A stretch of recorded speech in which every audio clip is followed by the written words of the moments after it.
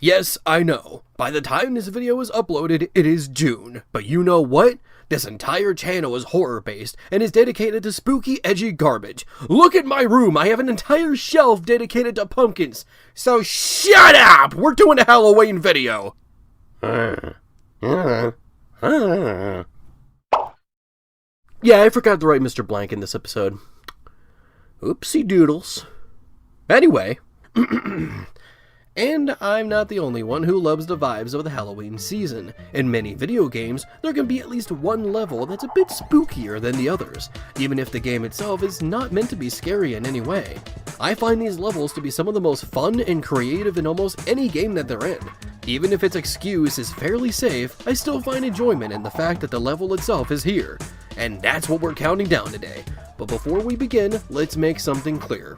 1. While the level does not have to be specifically based on Halloween, it has to be at least spookier than the rest of the game. 2. The game itself must not be spooky in nature already, as that feels like it's cheating, so no Castlevania or Monster Party. 3. I am only talking about levels from games that I own. So sorry to say that Mad Monster Mansion will not be on this list, as I currently do not own a copy of Banjo-Kazooie. 4. Levels from Mario and Sonic games will not be involved in this list, as they have enough levels to fill their own list, so expect that in the future. 5. Also, the game itself does not have to be good, it just has to have a spooky level that takes advantage of its theme. That's it. And if there are any that I have missed, or you know some games that have a spooky stage in them, feel free to put them down below. Almost any of my list can have a sequel, and maybe the sequel to this video will actually come out during the Halloween season. Or not. Who cares? Welcome to Cackling Pumpkins, and these are the top 10 Halloween levels in games. I want to strike bone-chilling terror.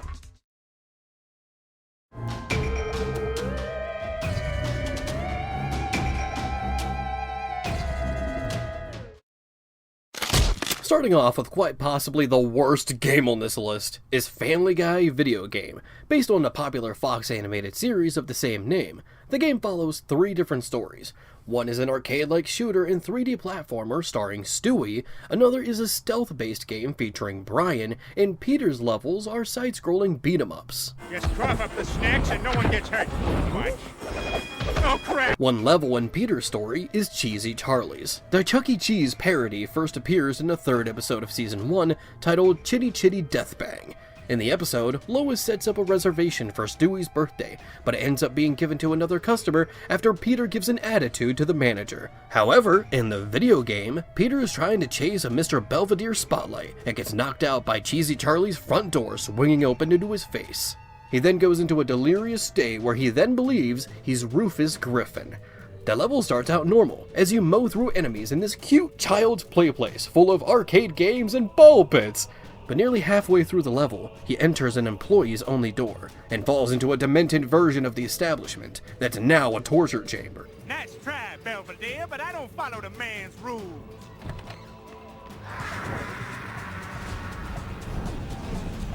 Guys are in crushers and children are strapped onto stretchers, but it's all done for the sake of Family Guy's crude humor. The violence amuses me. The ball pits are now replaced with snake pits that will kill you if you fall in.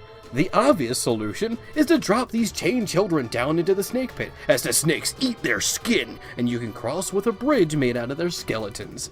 You can also play a whack-a-mole game with tied-up children called Toddler Smash. Some may have a problem with the violence against children in this game, but I hate kids, so it's okay with me. Anytime I go to Walmart, there's always at least one screaming little shit, and of course the parent is just tuning it out. One of these days, I'm gonna go into the aisle opposite of them and just yell, "Be a fucking parent!"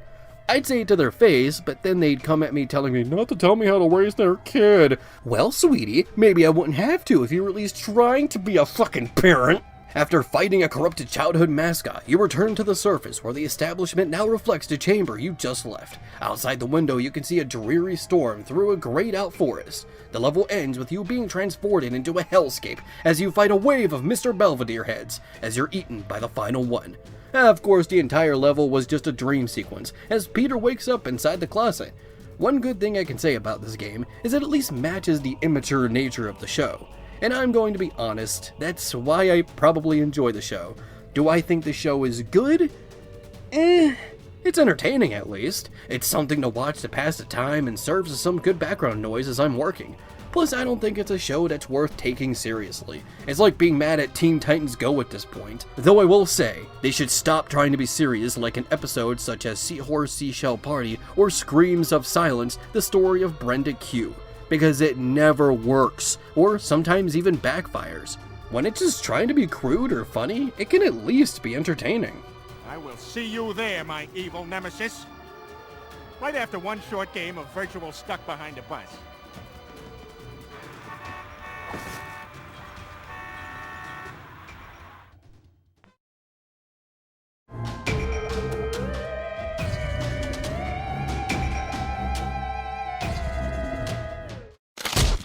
Garfield Caught in the Act is a game I've known about for many years. I first discovered it back in the early days of YouTube, from a YouTube user named CJS001, who reviewed the game, and also would frequently use the final boss theme for his own top list. CJS001 was one of the biggest reasons I got into making top list in the first place, along with Screw Attack.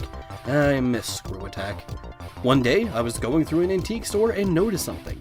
They had a copy of the Genesis game, and even though I never played it before in my life, a wave of memories came back to me. I've known about this game for well over a decade, but for the first time in my life, I was finally going to play it in 2021. And it's okay. The story of the game is that Garfield broke the TV and attempted to fix it. Of course, being the lazy cat that he has many of the pieces missing, and he just puts it behind the chair, thinking they're just extras. When he tries to turn it on, this Gex Final Boss looking bug comes out of the TV and pulls Garfield in. Now he must travel through different levels based on movie genres to find a way out. The first level is Count Slobula's castle.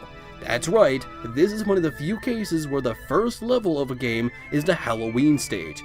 The environment is a traditional spooky graveyard with a thunderstorm happening in the background as rain pours down. There are holes in the ground that aren't pits of death, but instead lower rooms with candles and coffins. If you hang on to Odie's tongue on the ceiling, a stone pillar will rise from the ground and bring you up to the surface. This is how you navigate through the level. The entire level is filled with ghosts, skeletons, and bats, and some are even hiding in coffins, so you've got to be careful. Not that the game gives you any sort of hint as to if the monster is hiding inside one. Oh boy, I sure do love getting punished for something that wasn't my own fault. Feels great! One thing you may notice is Garfield's attire. In every stage, Garfield's appearance and attacks will change depending on the theme of the level. Here, Garfield is dressed up like Dracula as he swings a torch and throws skulls at enemies. The boss of this level is Count Slobula, a vampire version of Odie, who flies around the stage and hides in coffins. What you have to do is jump off the coffin he's in, as it will spring you upward, and hold on to the rope that opens the window, as the outside light will shine on Count Slobula. Then you can attack him. I'll admit that the level isn't the most interesting or unique, but I can at least appreciate Garfield's appearance changes and the music, so there's that.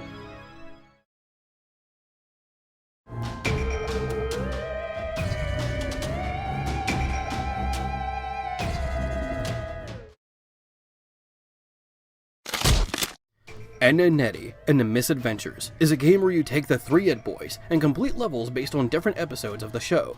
Though they take some creative liberties to make sure the story fits for a video game, one of the levels is called Nightmare on Ed Street, based on the episode Honor Thy Ed. In the episode, Kevin bets the Eds to go inside the abandoned house in return for some jawbreakers, but then Eddie gets cocky and basically becomes a YouTube prankster by pretending that he was getting murdered to scare the kids. When he tries to leave, the door is stuck, and the Cankers are inside trying to force the Eds to marry them. In the game, however, Jimmy's toy, Mr. Yum Yum, is inside the house and promises to pay Eddie to get him back, even though he was the one who hit the toy to scam Jimmy. Somebody save him! Tell you what, Jimmy boy, I'll help you get your pal back for a quarter. Not so fast. You'll get paid upon delivery, and it better be in one piece too. Fine, some miserable little runts.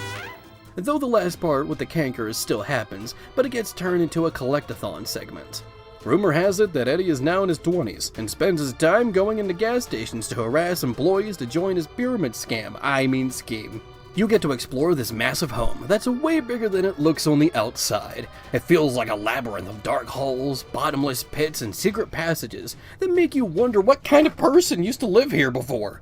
The entire place is crawling with spiders waiting to latch onto you, and cankers will exit the walls to blow kisses at you. You can also hear echoed laughter of the cankers all throughout the halls, and they always sound so close to you.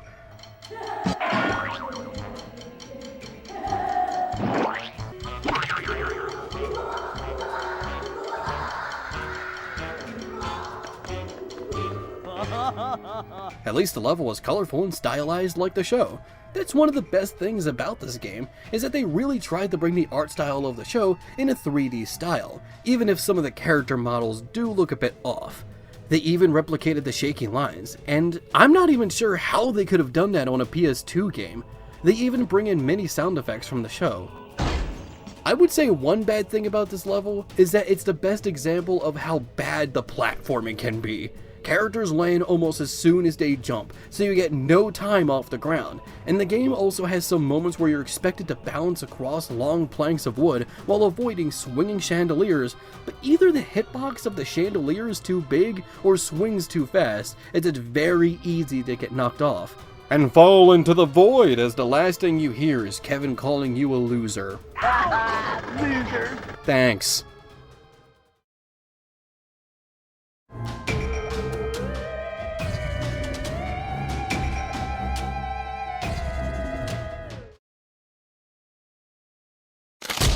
Boom Blocks is a nostalgic game for me.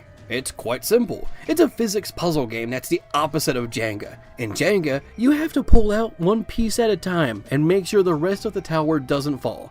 But Boom Blocks is all about destroying structures! Okay, yeah, there is a Jenga-like mode in the game, but hey, it's called Boom Blocks. Not Boom Blocks, but not really, it's just Jenga on the Wii, and oh, that actually exists. Well, you know what, let's just move on. There is an adventure mode inside the game that allows you to play 4 different stories. First, there's Gem Kingdom, the medieval stage. Then there's Gorilla Rescue, the jungle stage.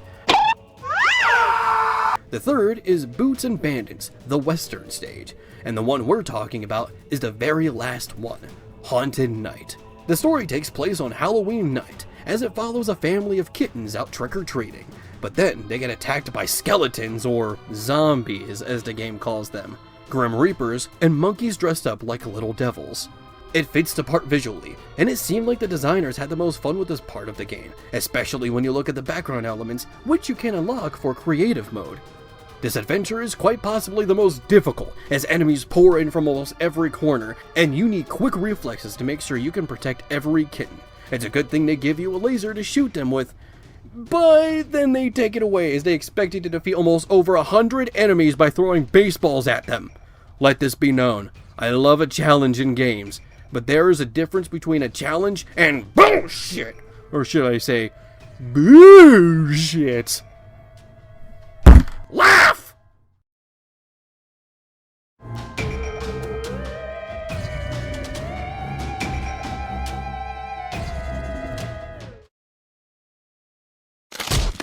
I missed out on a lot of games from my childhood, mainly because I literally judged them based on their cover, or if they featured a famous character I knew.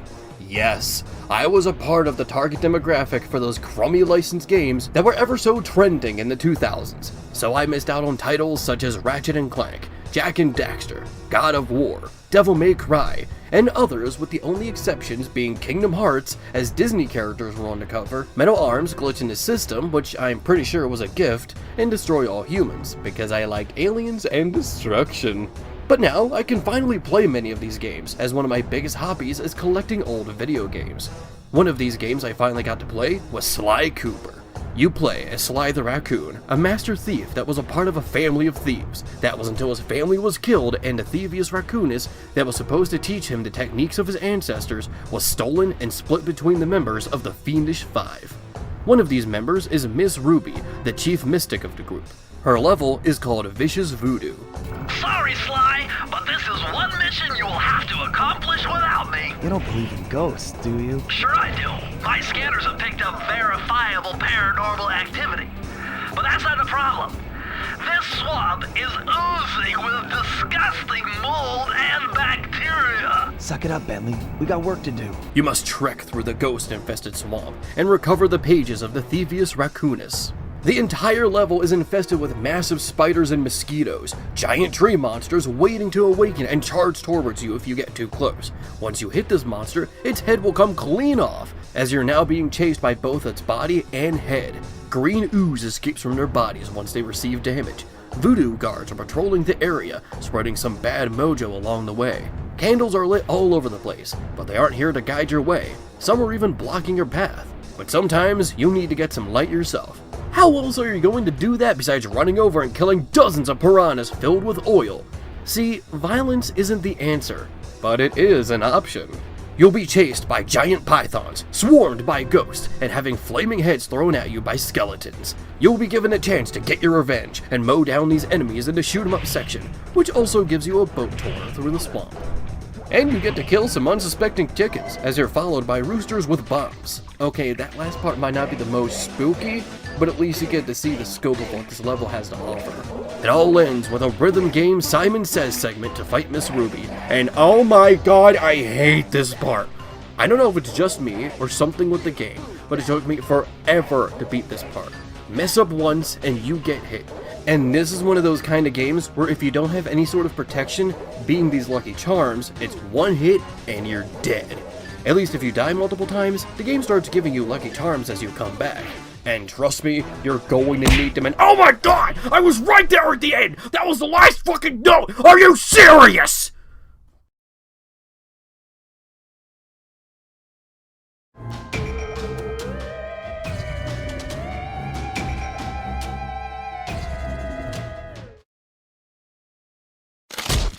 Mega Man 7 is the first 16-bit entry in the Mega Man series, being released on the Super Nintendo. One of the 8 robot masters you face in this title is Shade Man. His entire stage is Halloween themed.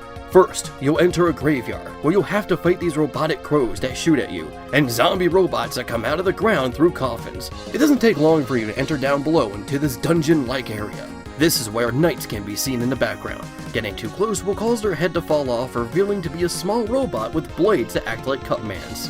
The iconic bats from older games return, along with falling platforms ready to crush you. The mid-boss of this stage is a giant pumpkin, with smaller pumpkins on the inside. As you know, I love me my pumpkins. There are 2 paths you can take depending on how you destroy it. One is by destroying its outer shell, which opens to path to the right. The other is by destroying its inside, which opens to path below.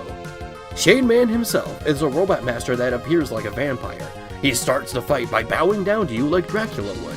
He'll fly across the stage and swoop down to take bites out of you, which not only causes damage to you, but heals him as well. He will also shoot sonic waves once he lands. His main weakness is the Freeze Cracker, which you get by beating Freeze Man, but he's not too difficult to deal with, so the Mega Buster can work just fine. Beating him gives you the Noise Crush weapon, which is Turbo Man's main weakness. They've done a lot with this stage on the visual department. You go from a graveyard, to a dungeon, to a castle, and you can even see red eyes staring at you in the background. By the way, many fans already know this, but if you hold down the B button while selecting Shade Man on the boss menu, his stage theme will be replaced by the Ghost and Goblins stage theme. Another spooky Capcom game.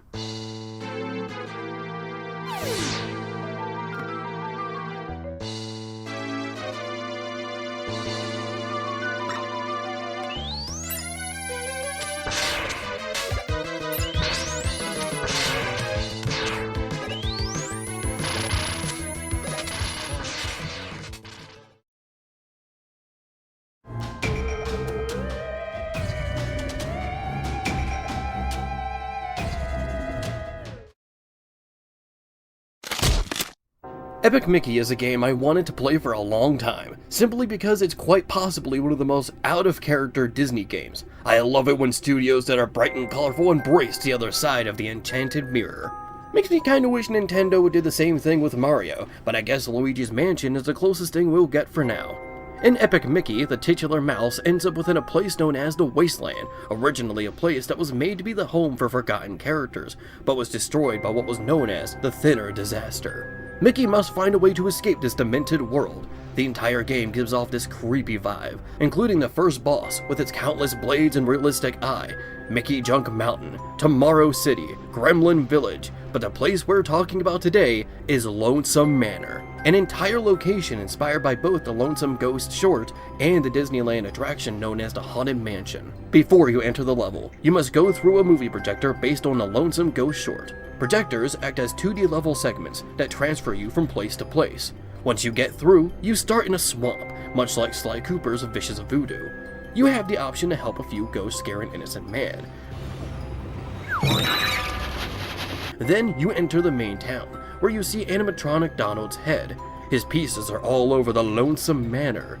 The manor itself is a huge twisted mansion filled with floating tables and a painting of Chernobog. You enter another projector based on the 1929 short, The Haunted House.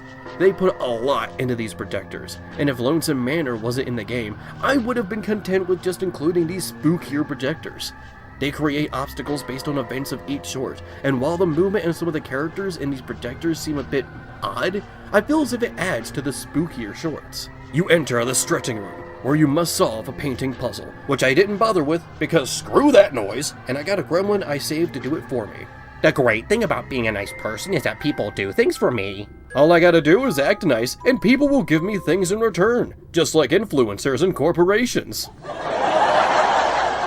Then you enter another projector, based on the Mad Doctor. You then meet Madame Leona from the Haunted Mansion, whose books have been flying all over this library with moving shelves. The shelves themselves are being moved by mischievous spirits. You must collect every single one before she allows you to continue. You must also complete a song on a giant pipe organ as you jump on its pipes. It all ends with a boss fight against the Mad Doctor, one of the main antagonists of Epic Mickey. This entire location is filled to the brim with personality, character, and charm. The music inside the mansion is absolutely gorgeous and gives me some American McGee's Alice vibes.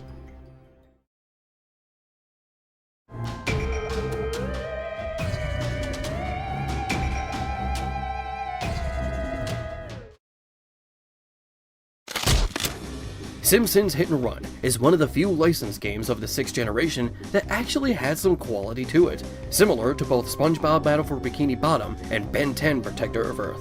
Essentially, it's a GTA-style game, taking place in the town of Springfield, but unlike GTA where there's only one big map, Hit and Run has multiple smaller maps.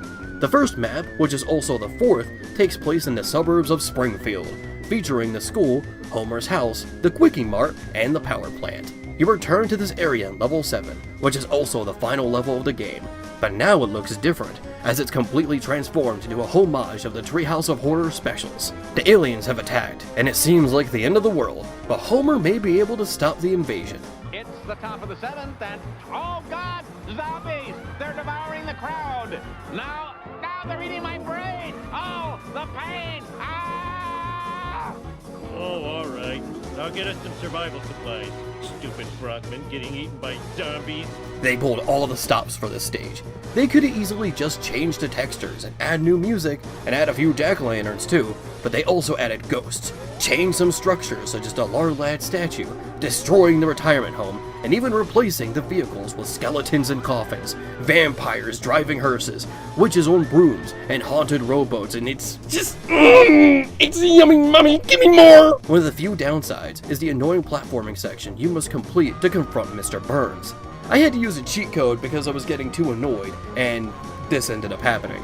Learn to drive, you dumbass. Get out of my way, jerk-ass!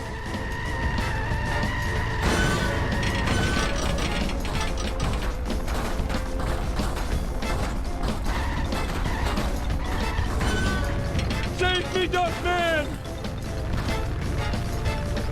Oh, I think I broke something. Gee, you think? And also how difficult this stage is. But I think it's worth it to see everything this Treehouse of Horror celebration has to offer. Now, if you're through, I will spend my last hours on Earth complaining about movies on the internet. The gift of life is wasted on you.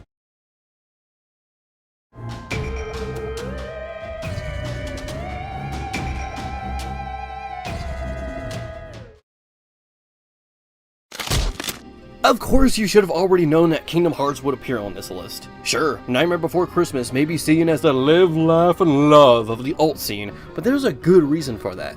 Because it's a good fucking movie, and shut up! In 2002's Kingdom Hearts, one of the worlds you can go to is Halloween Town, based on Tim Burton's animated feature.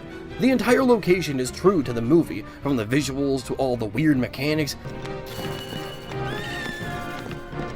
and even the spooky-themed Heartless. The Heartless were already kinda spooky, but the ones you encounter here in Halloween Town, such as the White Knight and the Search Ghost, push the spookiness even further. The main attraction in this world is Oogie's Manor, one of the largest locations in the game. You have to scale this giant tower and make sure you don't fall, but it's okay if you do, because the bathtub that Lock, Shock, and Barrel ride will take you back up.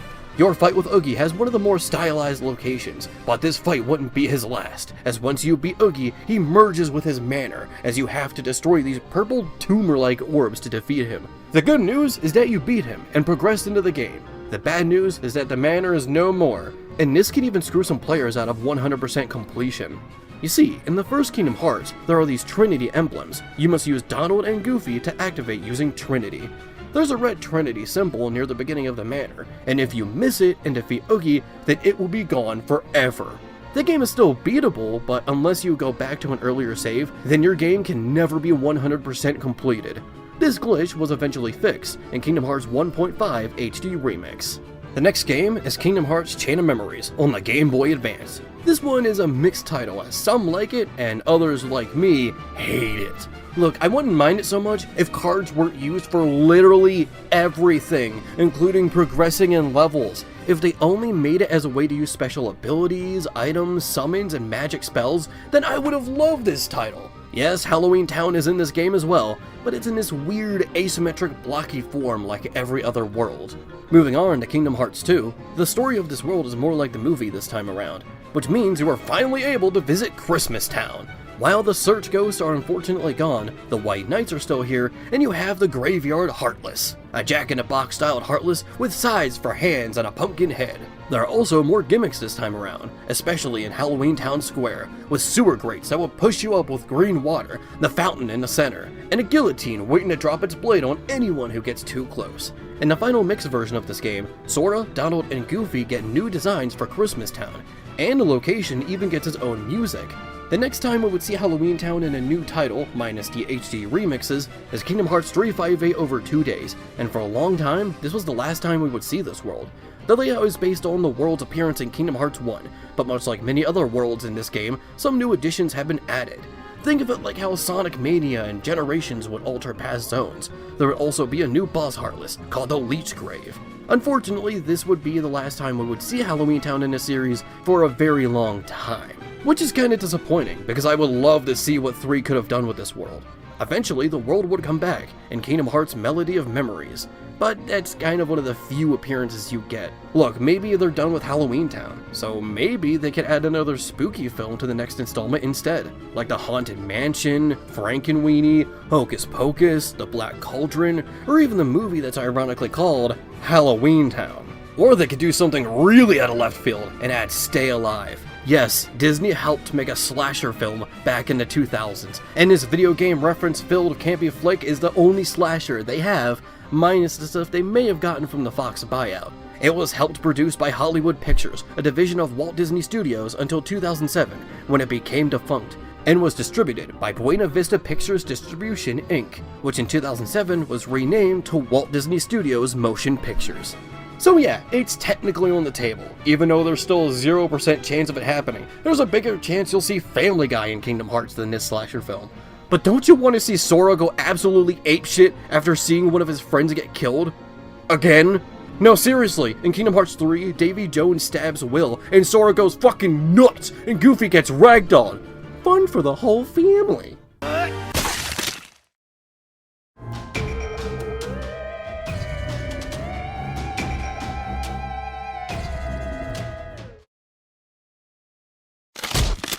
Some of you may not be expecting what I chose for the #1 spot, and I doubt many of you will agree, but please bear with me here.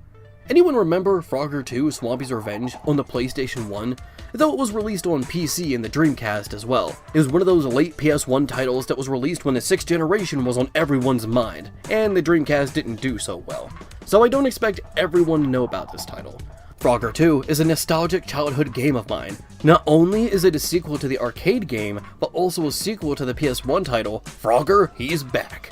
Both games have you move in a tile-by-tile style, as you jump around to save your multicolored babies. But in Frogger 2, the game is less of an arcade experience and more of a linear platformer, as it is a part of a journey. This crocodile that has a severe case of lockjaw, I mean seriously, this guy's mouth never moves at all throughout the entirety of the game. He's gotta have terrible dry mouth. Anyway, Swampy kidnaps all the babies from Frogger and his girlfriend Lily to process them into food in his factory as revenge for being jumped on. Wow, you need therapy. His factory is underneath his haunted house. This part of the list is a 3-for-1, as these 3 levels, which are also the last 3 levels of the game, are an absolute treat for people like me. First is Graveyard Garden. Immediately you are chased by the blue ghost that defies the tile-by-tile rules of the game. Then you must jump on coffins that are being carried through a river. The first baby is surrounded by spiders, as the second is being guarded by these green ghosts that loop through the graveyard, entering and leaving through tombstones. Collecting the baby banishes them, but now you must traverse through the area with these zombie hands and feet crawling around. At least you have a trail so you know where they've been. By the end of the level, you see these night frogs wielding axes, covered in blood? What's the rating for this game again? Pass through some bats and rats, and the level is over. The entire time you're playing through this stage, this electric Halloween theme with stock screams play. This level would have already been on the list if this was the only one, but the reason Frogger 2 is number 1 on this list is because it has 3 Halloween stages. The second is called Haunted House. You take your first step, and the floor immediately starts exploding away. It teases you with a baby right there, but you must loop around the exploding tiles to collect them. Move past the zombie hands and avoid the pumpkins falling down the stairs. The green ghost and bloodied axe knights return in this curvy hallway filled with cartoonish paintings of monsters fit for a Halloween attraction. You then enter this bedroom. As you look through this broken window, the blue ghost that defies the tile-by-tile rule chases you once more, and it doesn't help that the baby keeps teleporting throughout the room. Each time it teleports, the ghost mocks you with this clownish laugh. A wall slides away to reveal a secret area. You grind on the railing like you're going to escape from the city. You must climb this wooden structure while avoiding fire and rats to reveal that you are climbing up a giant cauldron filled with green liquids and pumpkins to help you jump over to the last baby. In the following cutscene, Frogger jumps on a log, which takes him to a cage of Lily. He opens the cage just to get in with her, and the door closes behind him. Wow. How long it take you to think of that one, Copernicus? You are an idiot! But due to a malfunction, one baby escapes. Tad. As Tad must jump through the factory while avoiding electricity and crushing pistons as you see TVs filled with Swampy's face, with a looping gif of him doing the impossible, closing and opening his mouth. My god, absolutely horrifying. When will the terror end? This stage is the least festive, but it does keep the Halloween stage music. As you progress through the stage, the factory starts falling apart as debris collapses around you, and an alarm starts playing. Tad gives the final blow and saves everyone.